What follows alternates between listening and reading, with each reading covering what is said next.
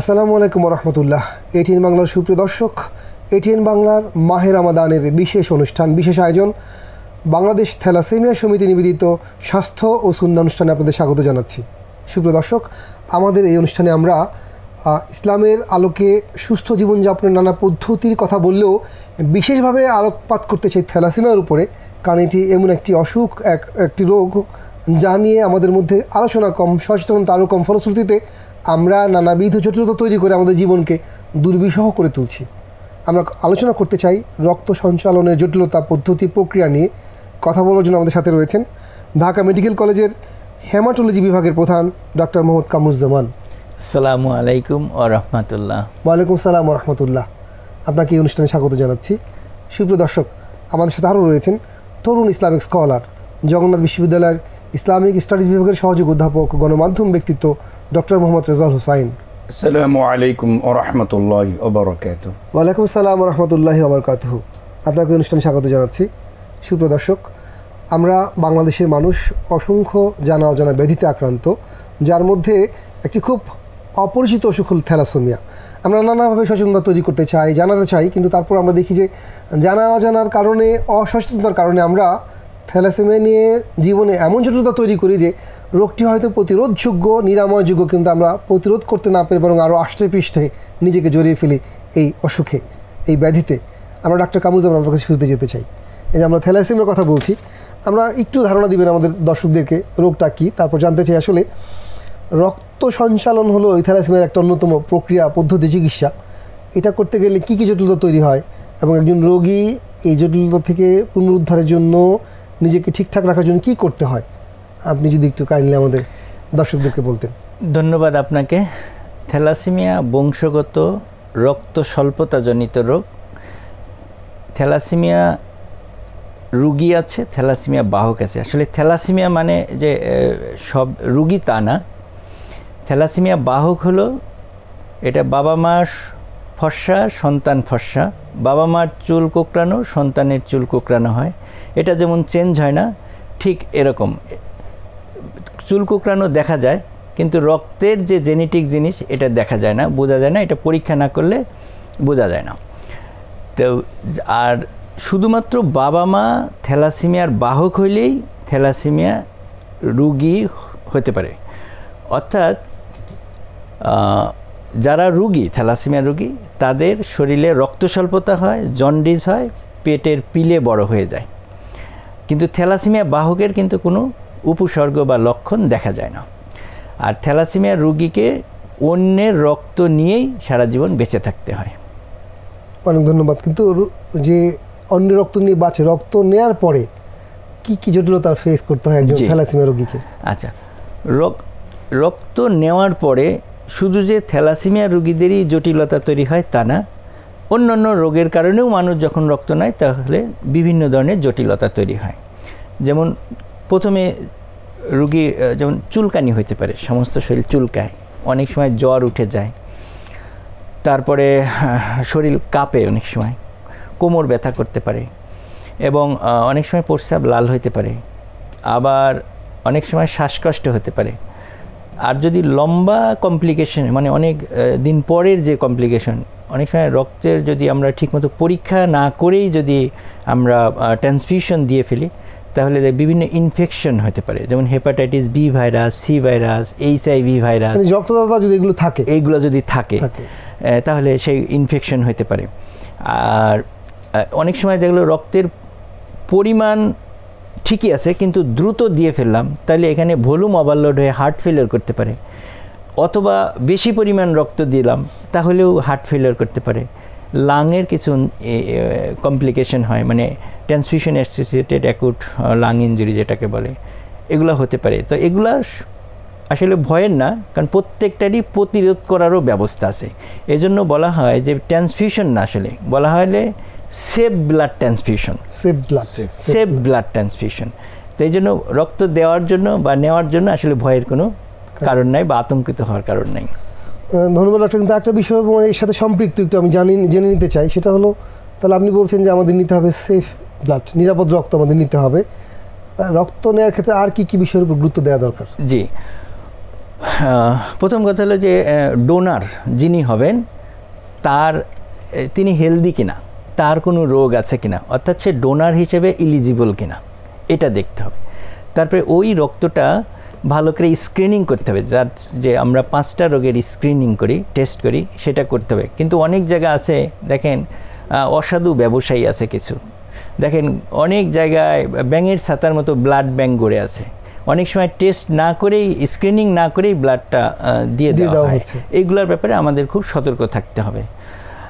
আর আরেকটা হলো যে কিছু আছে যেমন ব্লাড, আমরা থ্যালাসেমিয়া রোগীদের ক্ষেত্রে বলবো তার শুধু হিমোগ্লোবিন কমেছে, আমরা শুধু রেড ব্লাড সেল অর্থাৎ শুধু হিমোগ্লোবিন বাড়ানোর জন্য লাল রক্তটা দেব, বাকি অংশ আমরা দিব না। কিন্তু বেশিরভাগ জায়গায় ফ্যাসিলিটি অ্যাভেলেবেল না থাকার কারণে অথবা একটু খরচ বেশি হবে বলে আমরা কি করি, পুরো হোল ব্লাডটাই রোগীর শরীরে পুশ করে হয়, এটা আসলে ঠিক না। তাহলে আমরা দুইটা কাজ করতে পারি, একটা হলো যার যতটুকু প্রয়োজন অর্থাৎ রক্তের যে উপাদানটা দরকার শুধু ওইটুকুই দিব, এটা একটা। এবং সেটা দেওয়ার জন্য যেমন এই যে আমি বললাম যে জ্বর হয়, কেন জ্বর হয়, আমার শরীরের লোহিত রক্তকণিকা বা রেড ব্লাড সেল বা হিমোগ্লোবিনের ডিফেক্ট, আমি শুধু হিমোগ্লোবিনের অংশটা দিব, কিন্তু আমি তাকে ডব্লিউবিসি বা শ্বেত রক্তকণিকা দিচ্ছি, অনুচক্রিকা দিচ্ছি, প্লাজমা সেটাও দিচ্ছি, ওটার মধ্যে কারণে তার অ্যালার্জি হচ্ছে। তাহলে এটাকে প্রিভেন্ট করার জন্য আমার এক ধরনের ফিল্টার ব্যবহার করতে হয়, লিউকো ডিপ্লেটেড ফিল্টার। সেই ফিল্টার দিয়ে রক্তটা দিলে এই রিঅ্যাকশনগুলো কম হবে। এটা একটু কস্টলি, এই জন্য করে নিতে হবে, যেহেতু প্রবলেম হতে পারে করে নিতে হবে। তো এগুলো আমাদের খেয়াল রাখতে হবে। অনেক ধন্যবাদ ডক্টর কামরুজ্জামান। সুপ্রিয় দর্শক, আমরা দেখলাম যে একজন রোগী যার থ্যালাসেমিয়া হয়েছে, সে যদি রোগগ্রস্ত হয় তাহলে তাকে সুস্থ থাকার জন্য নিয়মিত রক্ত সঞ্চালনের মধ্যে থাকতে হবে, রক্ত গ্রহণ করতে হবে, কারণ তার রক্তটি পূর্ণ মেয়াদ থাকছে না, মেয়াদ পূর্ণ হওয়ার আগেই তার ব্লাড সেল ভেঙে যাচ্ছে, সেজন্য রক্ত নিতে হচ্ছে। আমরা যেতে চাই তরুণ Islamic scholar doctor Rezaul Hossain আপনার কাছে, রক্ত গ্রহণ একমাত্র চিকিৎসা থ্যালাসেমিয়া রোগীর, তাকে সুস্থ থাকতে হলে এই কাজটাই করতে হয়, তার মানে তার লোকের কাছ থেকে রক্ত নিতে হয়।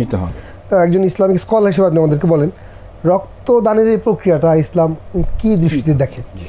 ধন্যবাদ মোহতারাম। আলহামদুলিল্লাহ, আসসালাতু ওয়াসসালামু আলা রাসূলিল্লাহ। বাদ, প্রথমে একটি বিষয়ে আনতে চাই, সেটা হলো আল্লাহ রাব্বুল আলামিন আমাদেরকে যে সৃষ্টি করলেন, তার মধ্যে এই যে দেহের অভ্যন্তরে পুরো শরীরে রক্তর চলাচলের ব্যবস্থা করলেন। কোরআন আল্লাহ তাআলা বলেছেন যে আল্লাযী খালাকাকা ফাসাওয়াকা ফাআদালাক, যে আল্লাহ মানুষকে সুষম মণ্ডিত করে একদম চমৎকার ইনসাফের সাথে একটা ভারসাম্যতে সৃষ্টি করেছেন, একটা চমৎকার আকৃতিতে সৃষ্টি করেছেন। এবং সেটারই একটা শ্রেষ্ঠ নমুনা হলো যে এই যে আমাদের দেহ অভ্যন্তরে রক্ত চলাচল হচ্ছে, আমরা বেঁচে আছি, কিন্তু যখনই ব্যত্যয় ঘটছে, যে রোগ নিয়ে আমরা কথা বলছি থ্যালাসেমিয়া, এবং যে রোগীকে রক্ত দিতে হয়, দেখুন রক্তদান এটা দান শব্দটা আসছে, কিন্তু আমি একটু ঘেটে দেখলাম যে এই রক্তদান বিষয়ক একটি সারা পৃথিবীতে দিবস পালিত হয় 14ই জুন, বিশ্ব রক্তদাতা দিবস, এবং সবার জন্য নিরাপদ রক্ত এই স্লোগান নিয়ে WHO ওয়ার্ল্ড হেলথ অর্গানাইজেশন 2004 সাল থেকে এই আন্দোলন করে চলেছে। অর্থাৎ এই যে স্যারও যেটা বললেন যে রক্ত যাকে দেওয়া হচ্ছে সেটা যাতে সেফ হয়, নিরাপদ হয়। কারণ আমি যখন কাউকে রক্ত দিচ্ছি, তার কল্যাণের জন্য দিচ্ছি, তার উপকারের জন্য দিচ্ছি, তার শুশ্রূষার জন্য দিচ্ছি। বিশেষ করে থ্যালাসেমিয়া রোগীকে তো ম্যান্ডেটরি দিতেই হচ্ছে। তো ইসলাম এটাকে কীভাবে এনকারেজ করছে মোহতারাম, আপনি লক্ষ্য করে দেখুন, হাদিস নবী সাল্লাল্লাহু আলাইহি সাল্লাম বলেছেন এভাবে করে যে খায়রুন নাস মাইয়ানফাউন নাস, সেই উত্তম ব্যক্তি আল্লাহ নবী সাল্লাল্লাহু আলাইহি সাল্লাম বলছেন যে অন্যের উপকারে আসে। সুবহানাল্লাহ। তাহলে এই যে আমি ব্লাড ডোনেট করছি একজন মুমূর্ষ রোগীকে, আমরা জানি রোগাগ্রস্ত হলে মানুষ কতটা অসহায় হয়ে পড়ে, কতটা মানে হেল্পলেস হয়ে পড়ে, এবং ডক্টরের কাছে স্যারদের কাছে শরণাপন্ন হতে হয়, খুবই একটা অসহায় পরিস্থিতি। তখন মানুষ যখন রক্ত দিয়ে তার পাশে এসে দাঁড়ায়, তাদের সম্পর্কে বলেছেন তারা হচ্ছে সর্বোত্তম ব্যক্তি। এখন এই যে রক্ত দান করা, এটা বিষয়ে শরিয়া বক্তব্যে এরকম যে এটা একেবারে মোটা দাগে এটা মানে হারাম, কিন্তু এখানে কথা আছে, যদি শর্ত হলো যদি যাকে রক্ত দেয়া হচ্ছে তার জীবন নাশের আশঙ্কা থাকে, 1। 2 হলো এমন অসুস্থতা বা রোগ, যেমন থ্যালাসেমিয়ার কথা আমরা বলছি, এমন রোগ যেই রোগের কারণে সেই রোগটা আরও বেড়ে যেতে পারে যদি তাকে ব্লাড ডোনেট না করা হয়, রক্ত সরবরাহ না করা হয়, এটা একটা। আর 3 ফোকাহার আরেকটা কথা বলেছেন খুবই গুরুত্বপূর্ণ, যে সেটা হলো স্বাভাবিকভাবে রক্ত ব্লাড ডোনেট করা যাবে না, স্বাভাবিকভাবে। এবং আরেকটি বলা হয়েছে সেটা হলো সৌন্দর্য বৃদ্ধির জন্য, শক্তি বৃদ্ধির জন্য যদি ব্লাড ডোনেট হয়, এটা ফোকাহা ইকরাম এটাকে হারাম করেছেন। তাহলে দুটো বিষয় এখানে এসে গেল, যে কারো জীবন নাশ এবং আরেকটি বিষয় হচ্ছে যদি সুস্থতা প্রয়োজন হয়। তাহলে এখন আসুন যে এই যে রক্ত, এটি যখন শরীর থেকে বের হয়ে যায়, শরিয়া বলছে এটা তখন হারাম হয়ে গেল। দেহের অভ্যন্তরে এটা পবিত্র, যখন এটা বের হয়ে যাবে তখন এটা হারাম হয়ে যায়। এবং এই রক্তের যে হারাম হওয়া, এ বিষয়ে কোরআন আল্লাহ তাআলা বলেছেন, এটি 2 জায়গায় আমি উদ্ধৃত করছি। প্রথমে সূরা বাকারা 173তম আয়াত, আল্লাহ তাআলা এখানে বলছেন, ইন্নামা হাররামাল আলাইকুমুল মাইতাতা ওয়াদ-দাম ওয়া লাহমাল খিনজির ওয়া মা উহিল্লা বিহি লিগাইরিল্লাহ ফামানিত্তারা গায়রা বাগ ওয়ালা আদ ফালা ইসমা আলাইহি ইন্নাল্লাহা গফুরুর রহিম। এই আয়াতে আল্লাহ তাআলা বলছেন, নিশ্চয়ই আল্লাহ তাআলা হারাম করেছেন, এই যে হারাম শব্দের ব্যবহার করে নিষিদ্ধ করেছেন মৃত জীব এবং অদ্দাম, রক্ত। এবং এরপরের আয়াত অংশ বলছেন যে যেই লোক অনন্যপায় হয়ে যায়, মানে হেল্পলেস হয়ে পড়ে, তার কোনো উপায় অন্তর নাই, তখন তার ব্যাপারে আল্লাহ তাআলা বলেছেন যে এটা ছাড়া এবং নাফরমানি সীমালঙ্ঘনকারী যা না হয় তার জন্য কোনো ফালা ইতমা আলাই, তার কোনো পাপ নেই। তাহলে 2টা বিষয় এখানে পেয়ে গেলাম। একটি হচ্ছে সাধারণভাবে রক্তটা হচ্ছে এটা হারাম। 2 হলো যে কেউ যদি অনন্যপায় হয়ে পড়ে, অর্থাৎ তার মুমূর্ষ অবস্থা, রোগ বৃদ্ধি পাচ্ছে, রোগাগ্রস্ত সম্ভাবনা আছে এবং প্রাণনাশের সম্ভাবনা আছে, সুতরাং যেহেতু রক্তটা কি হয়ে গেল, শরীর থেকে বের হয়ে গেল, যখন ট্রান্সফার হয় রক্ত তো বের করতে হয়, তখন সেটা তো অপবিত্র হয়ে গেল। রক্ত অভ্যন্তরে পবিত্র, বের হয়ে গেলে শরিয়া বলছে অপবিত্র। কিন্তু ওই যে আল্লাহ রাব্বুল আলামিন বলছেন, যেহেতু আল্লাহর আরেক আয়াতের পরে বলেছেন অনন্য হয়ে পড়ে, অর্থাৎ তার এটা প্রয়োজন, এই প্রয়োজনকে আল্লাহ রাব্বুল আলামিন এখানে নোটিস করেছেন এবং শরিয়া এটাকে মাসলাহা বলেছেন। এবং মাকাসিদ শরিয়ার যে 5টি উদ্দেশ্যের মধ্যে প্রথম উদ্দেশ্য হচ্ছে হিফজুন নফস, অর্থাৎ জীবন সুরক্ষা। দেখুন, রক্তদানের মাধ্যমে একজন থ্যালাসেমিয়া পেশেন্টকে কী করছে, তার জীবন সুরক্ষিত করছে। সুতরাং এখানে ফোকাহারা বলছেন আল্লাহ রাব্বুল আলামিনের ওই আয়াতের ওই অংশ থেকে, যে এখানে ওই মানুষকে তার জীবন বাঁচানো হচ্ছে এবং এই জীবন বাঁচানোর জন্য হিফজুন নফসের কারণে এই কাজটি হচ্ছে আদ-দীনু আন-নাসিহা, এটা কল্যাণকর কাজ, এটা দিন হচ্ছে কল্যাণকামিতা, সুতরাং এটা কল্যাণকর কাজ। এটা যদিও দেহ থেকে বের হয়ে গিয়েছে, বডি থেকে এটা বের হয়ে এটা অপবিত্র হয়েছে, কিন্তু এটা মানুষের প্রয়োজন, সুতরাং কল্যাণের জন্য ব্যবহৃত হচ্ছে, এটা ব্যাপারে ইসলাম এটাকে এনকারেজ করছে। অনেক ধন্যবাদ ডক্টর রেজাউল হোসাইন। সুপ্রিয় দর্শক, আমরা রক্তদানের ক্ষেত্রে যে বিষয়টি বুঝতে পারলাম সেটা হলো, আমরা যদি অন্যের সুরক্ষার জন্য, সুস্থতার জন্য, জীবন হানি প্রতিরোধের জন্য রক্ত দিতে পারি, সেটি উৎসাহব্যঞ্জক একটা বিষয় ইসলামের দৃষ্টিতে। কিন্তু রূপচর্চা বা শক্তি বৃদ্ধির জন্য দেওয়ার যে প্রসঙ্গটি, এটা করা যাবে না।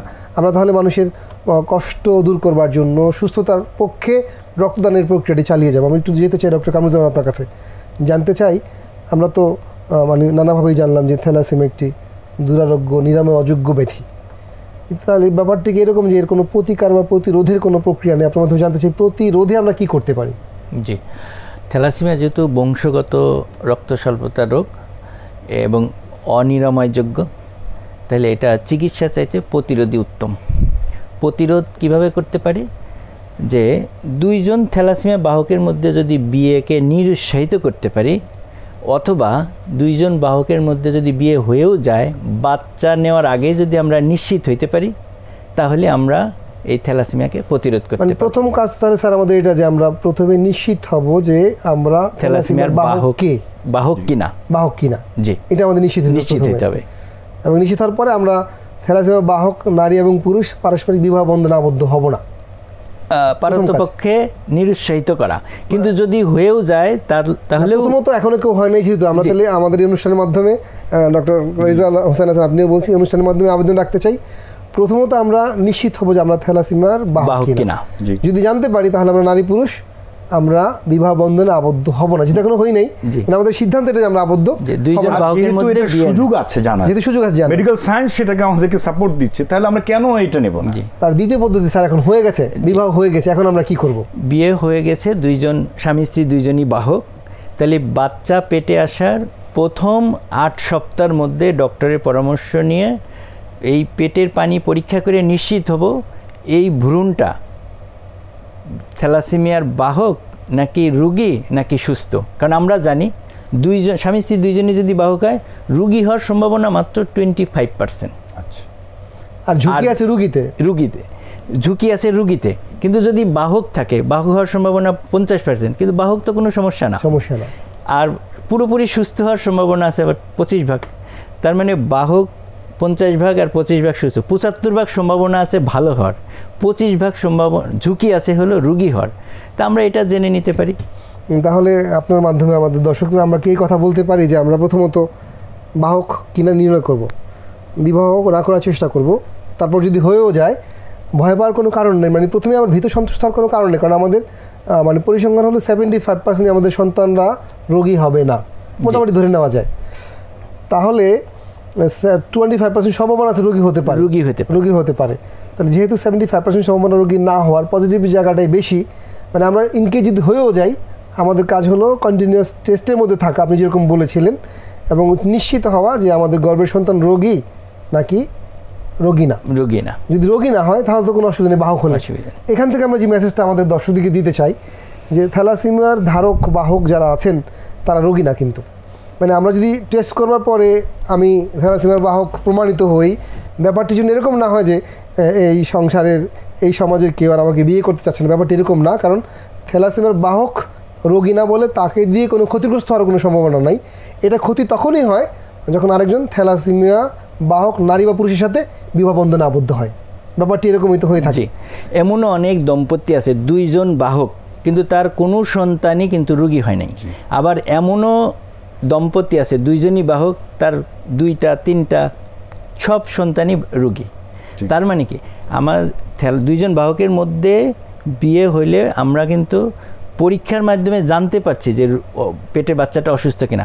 আরেকটা হলো যে পরীক্ষা, আমরা কি পরীক্ষা করব, এটা কি অ্যাভেলেবল কিনা, কত টাকা লাগে, এরকমও তো আছে।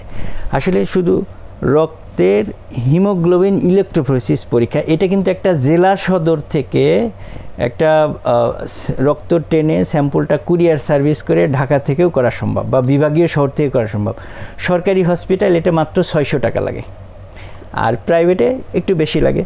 তা আমরা কিন্তু এটা মানে জেলা সদর হসপিটাল থেকেই কিন্তু এই পরীক্ষাগুলো করে নিশ্চিত হওয়া যায়। এজন্য নিজের পরিবারকে সুরক্ষা করতে হলে নিজের প্রয়োজনে আমরা জেনে নিব যে আমি থ্যালাসেমিয়ার বাহক কিনা, বা আমার যে লাইফ পার্টনার জীবনসঙ্গী উনি পার্টনার কিনা, অথবা আমার বাচ্চারা যারা আছেন এখনও বিবাহ হয় নাই, তাহলে বিবাহের আগে আমি নিশ্চিত হয়ে জেনে নেব। একজন সুস্থ মানুষ জেনে শুনে একজন বাহককে বিয়ে করবে, কোনো অসুবিধা নেই। কিন্তু একজন বাহক আর একজন বাহককে বিয়ে না করাই ভালো, কিন্তু করলেও কোনো অসুবিধা নাই। বাচ্চা পেটে আসলে যেন আমরা পরীক্ষায় নিশ্চিত হই যে পেটের সন্তানটা রোগী না। অনেক ধন্যবাদ ডক্টর কামরুজ্জামান। এই ক্ষেত্রে আমি ডক্টর রেজাউল হোসেন আপনার আরেকটা বিষয় একটু জানতে চাই। থ্যালাসেমিয়ার ট্রিটমেন্টে আমরা জানি যে রক্ত আদান প্রদানের ব্যাপারটি হলো মূল চিকিৎসা পদ্ধতি। এখন বাংলাদেশে একটা জিনিস আমরা দেখি যে একদল পেশাদার রক্তদানকারী রক্ত ব্যবসায়ী রয়েছেন, রক্ত বেচাকেনা করেন। এই ক্ষেত্রে ইসলামের দৃষ্টিভঙ্গি কি? অবশ্যই এটা হারাম, কারণ কোরআনের যে আয়াতটি আমি কিছুক্ষণ আগে বলেছি সেটি, এবং সে আলোকে ফোকাহারা চমৎকার 3টি কথা বলেছেন। এক, তারা বলেছেন যে এই জন্য এই রক্ত ক্রয় এবং বিক্রয় দুটোই হারাম, এই জন্য যে রক্ত এর মালিকানা আল্লাহ, এটা আল্লাহ আমাকে দিয়েছেন, সুতরাং আমার অধিকার নাই সেটা নিয়ে আমি ব্যবসা করব। 2 হলো যে এটা জীবন নাশের একটা ব্যাপার যদি থাকে, অর্থাৎ আমি যখন রক্ত দিচ্ছি ব্যবসায়িকভাবে, এটা কিন্তু জীবন নাশ, মানে আমার রক্ত চলে গেল, রক্ত দ্বারা ক্ষতিগ্রস্ত হওয়ার আমার একটা সম্ভাবনা থাকে, এটা কিন্তু স্টার্টিং। এবং ফোকারা বলেছেন মুকদ্দামাতুল হারামি হারাম, কোনো একটি হারামের সূচনাটাও হারাম। সুতরাং এটা একটা বিষয়। আরেকটি ব্যাপার হলো, যেহেতু রক্ত এটা বের হয়ে গেল, সুতরাং এটা অপবিত্র। অপবিত্র কোনো জিনিসের ব্যবসা, ক্রয়, বিক্রয় এটা হারাম। এই তিনটির ভিত্তিতে ফোকাহারা বলেছেন যে রক্ত নিয়ে ব্যবসা, মানে একেবারে সরাসরি এই কথাটা আমরা বললাম, রক্তকেন্দ্রিক ব্যবসা এটা ক্রয় এবং বিক্রয় দুইটাই হারাম। এখন প্রশ্ন হলো যে আমি বিক্রয় এটা তো একেবারে মানে ইজমা এটা হারাম, কিন্তু আমার ক্রয়, আমি রক্ত পাচ্ছি না, আমাকে তো কিনতে হচ্ছে, আমার তো বাধ্য হওয়া লাগছে। ওলামারা এবং ফোকাহারা বলেছেন যে ক্রয়ের ক্ষেত্রে অনন্য উপায় যখন হয়ে যায়, কোনো ডোনেট পাওয়া যাচ্ছে না, তখন তাকে, যেহেতু তাকে হিফজুন নফস এর দিকে লক্ষ্য রাখতে হবে, জীবন বাঁচাতে হবে, সেটার জন্য সে রক্ত কিনতে পারে, বিক্রি কোনো ক্রমেই না, বিক্রি একেবারে সর্বাবস্থায় ইজমা এটা হারাম। অনেক ধন্যবাদ ডক্টর রেজাউল হোসেন, ধন্যবাদ ডক্টর কামরুজ্জামান। সুপ্রিয় দর্শক, থ্যালাসেমিয়া নিয়ে আমরা কথা বললাম এবং জানলাম যে এটি একটি বংশগত রক্ত স্বল্পতার একটা অসুখ, যেটি নিরাময়যোগ্য না কিন্তু প্রতিকারযোগ্য, প্রতিরোধযোগ্য। তাহলে আসুন আমরা সবচেয়ে বেশি যে কাজটি করতে চাই, থ্যালাসেমিয়া সম্পর্কে জানি, অপরকে জানাই, সচেতন করি। সচেতনতায় আমাদেরকে রক্ষা করতে পারে, বাঁচাতে পারে, প্রতিবন্ধকতাগুলো দূর করতে পারে। তাহলে আমাদের এই আয়োজন, আমাদের কথাবার্তা সার্থক হবে। এবং আমি মনে করি আমরা যদি সমন্বিতভাবে থ্যালাসেমিয়া সম্পর্কে সচেতনতা তৈরি করতে পারি, এর আক্রান্ত হওয়ার, রোগগ্রস্ত হওয়ার হারও অনেক কমে যাবে। তাহলে আল্লাহ রাব্বুল আলামিন আমাদেরকে যেমন সুস্থ দেখতে চান, আল্লাহ রাসূল যেমন সবল, সুস্থ বা স্বাস্থ্যবান উম্মাহ দেখতে চান, তেমন স্বাস্থ্যবান উম্মাহ হিসেবে আমরা গড়ে উঠতে পারবো। আল্লাহ রাব্বুল আলামিন আমাদেরকে তৌফিক দান করুক, এই প্রত্যাশা শেষ করছি। ওয়াসসালামু আলাইকুম ওয়া রাহমাতুল্লাহি ওয়া বারাকাতুহু।